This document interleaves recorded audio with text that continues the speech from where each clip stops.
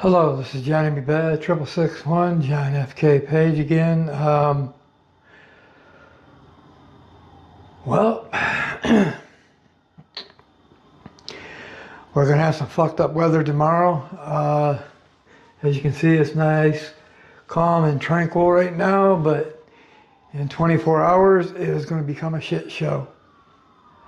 Got blizzard warnings out, and